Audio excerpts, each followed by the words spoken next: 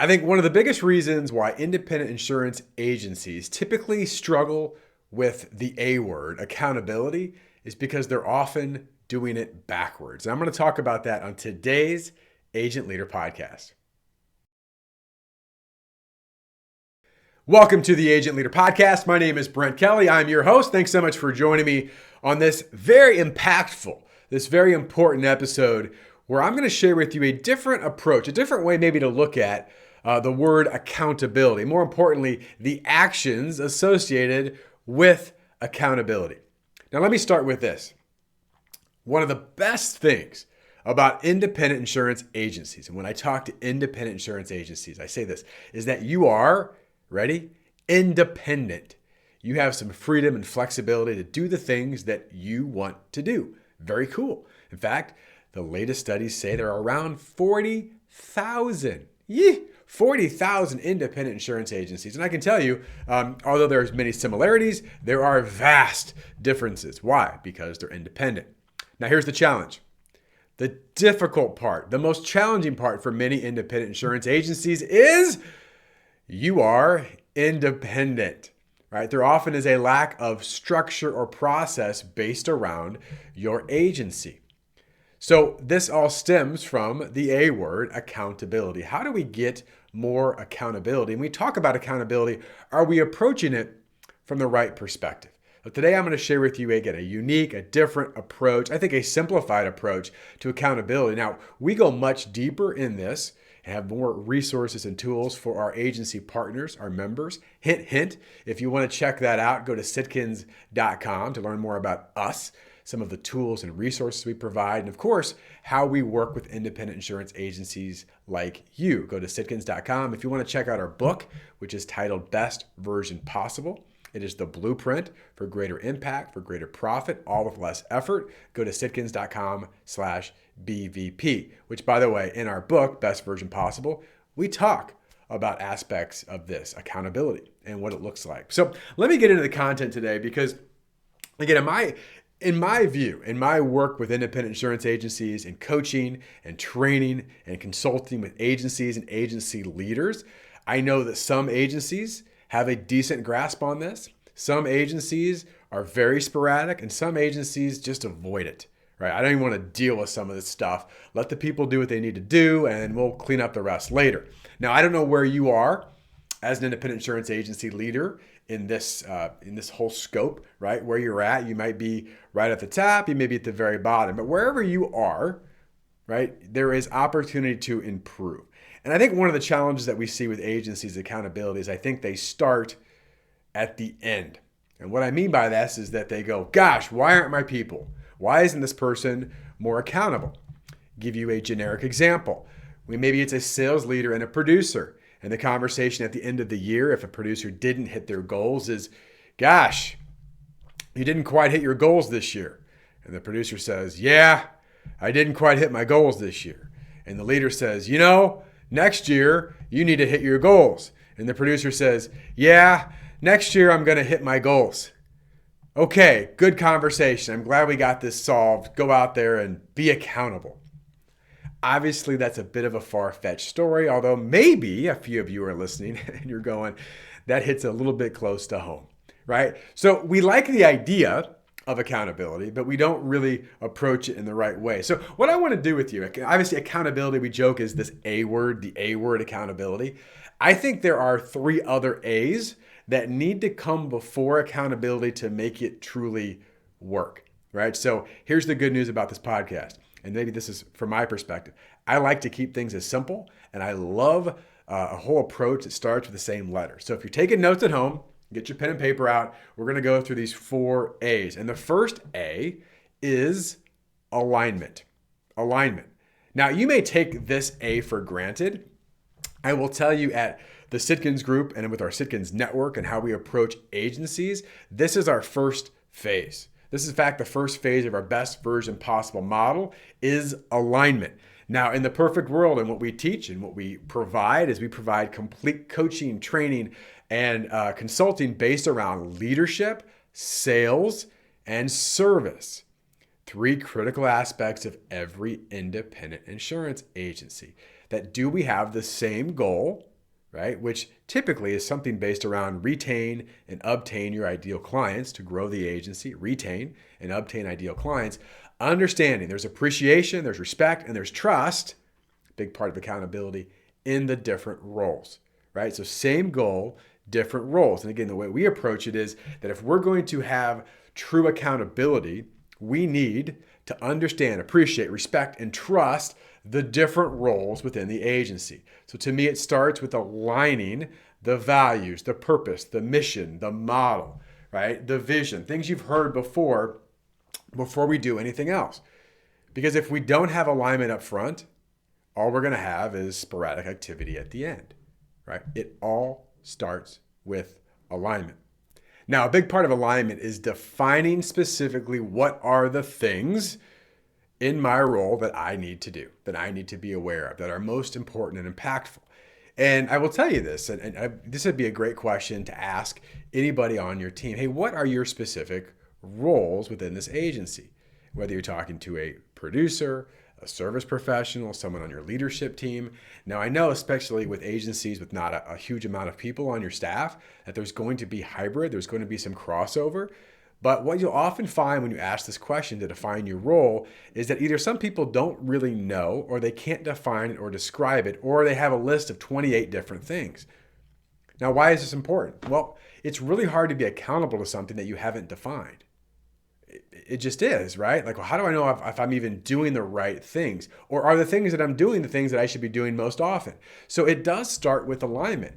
And everything that we talk about at Sitkins and working with agencies is that if we don't get this part right, if we don't have that understanding, and I'll say it again, the appreciation, the respect, the trust, and then I'll add on to this, knowing our specific roles within the entire agency unit, accountability is just a buzzword that's never going to work. So it definitely starts with alignment.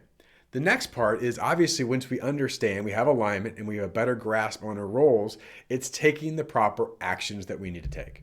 Right? These are the specific things that I'm going to do. Now, why this is important is this. Oftentimes I see when it comes to accountability that we try to manage numbers. Like, you didn't hit this number. You didn't do this. Now, that's the outcome. And I'm not saying not to look at numbers. I think we all could agree that numbers are pretty important for agency success. The metrics that we need, the KPIs, whatever terms you want to use, those are obviously critically important. But again, I'll say this one more time. You can't manage numbers. And we say at the Sitkins group, you only can manage the behaviors. Right? To go back to the silly example of the sales leader and the producer. Right? Well, you didn't hit your numbers. You hit your numbers. Yes, but what are the behaviors the producer should have been doing that they weren't that caused the outcome of a lack of hitting the numbers, right? What is that? So you have to be very intentional about the actions that we take. So this is why I want to bring this up is if you went, going back to your team and ask your team, okay, what are your roles? Right? Specifically within those roles, what are the behaviors that are most critical to know that we are on the right path to achieving success? All right, what are the behaviors? I will give you a very tangible example because this is forefront with things that we teach the Sitkins group for producers is getting producers in the green zone. At a very simplified level, we'd say, well, the critical things are how many appointments, your sales conversations, your pipeline development, your proactive relationship deposits, and we talk about continuations, leading continuations correctly. Those are critical things that we know if you're doing those things, you're doing the right behaviors. In fact, we actually go a step deeper on this and have a best version possible habit tracker. We look at specific trackers, things that you could check off as far as behaviors. In fact, you can rate yourself. And we don't expect producers or teams to be perfect, but it does give them what? It gives them action steps that they know they can and should take. It's not just a big nebulous of things that you might do, could do, should I do, when will I do it, how will I do it. These are the non-optional behaviors that I know are most critically important, right? So now I have an action plan versus just a general idea or thought.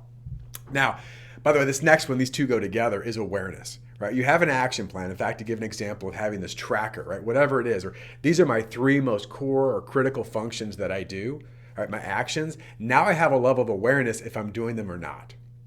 And maybe that sounds like trite. Oh, come on. No, I'm serious. I will tell you, in many agencies, when I talk to teams or leaders, the problem isn't so much of the fact that they know they should be doing stuff. They're committed to the team. They want to get success. They want to get results. They really do.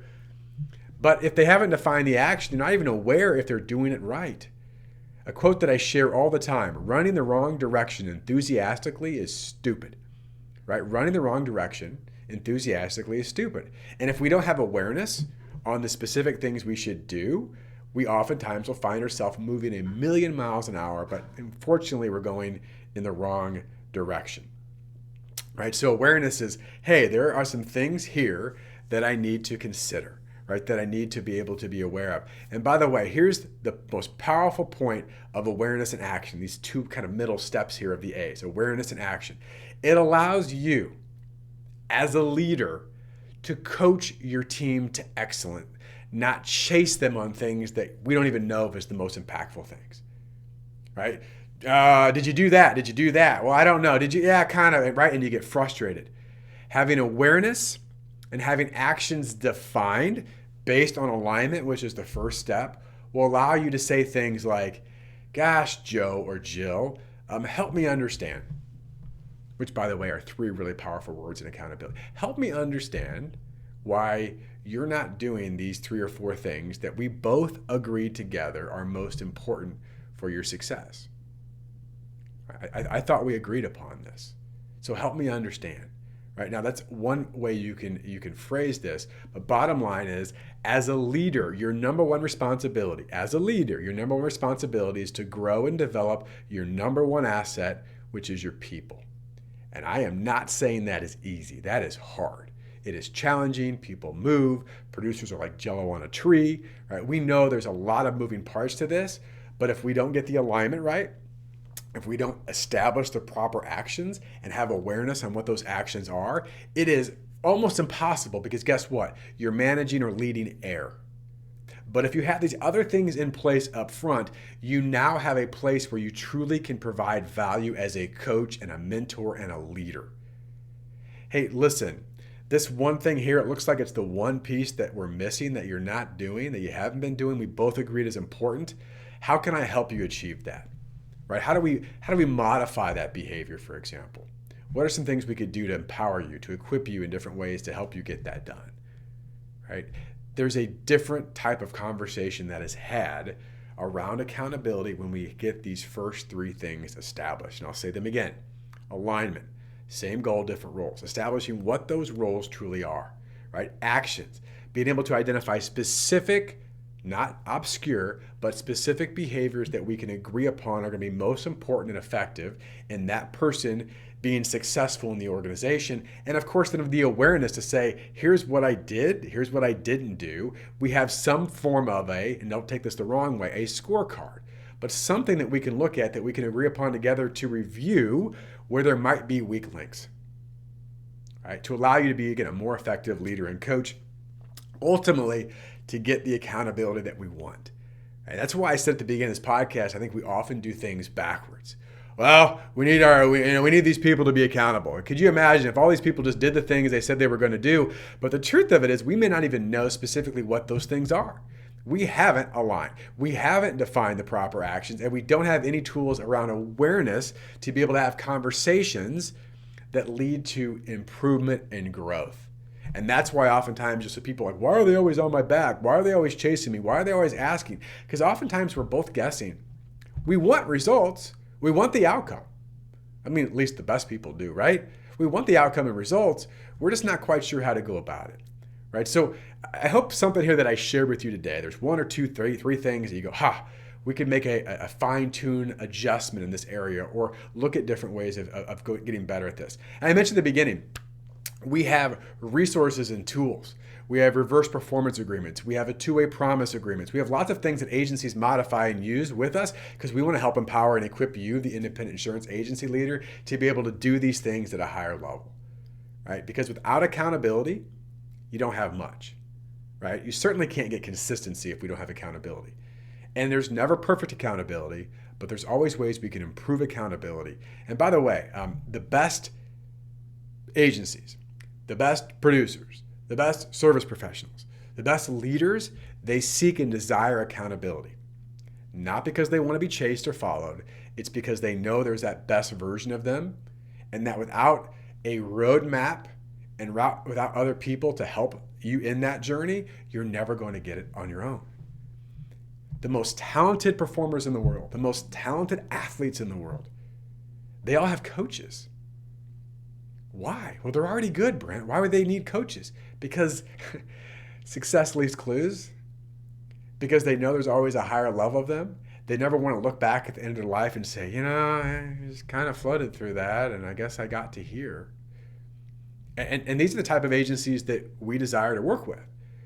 We know as an organization, some of the stuff I'm talking about today, that many agencies go, I don't really want that. I like things the way they are. And that is fine.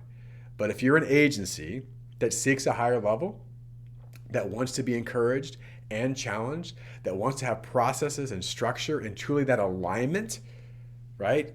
True alignment that I've talked about in this podcast, then I'd love to have a conversation with you. We would love to have a conversation. Learn more about your goals, your vision, some challenges, and see if there's an opportunity that we can help you take your agency to break through any stagnation or plateaus or frustrations that you're having to truly become that best version possible. Again, you can learn more about us at sitkins.com. For right now in today's podcast, I want you to consider this. What weak links do you have in your accountability? Which one of these A's, whether it's alignment, awareness, action, of course, leading to the actual accountability, are there opportunities for improvement in your agency? And what would it look like? Imagine if you achieved a higher level of accountability. What's possible? What does that best version look like? I wish you all the best and your success. Thanks for listening.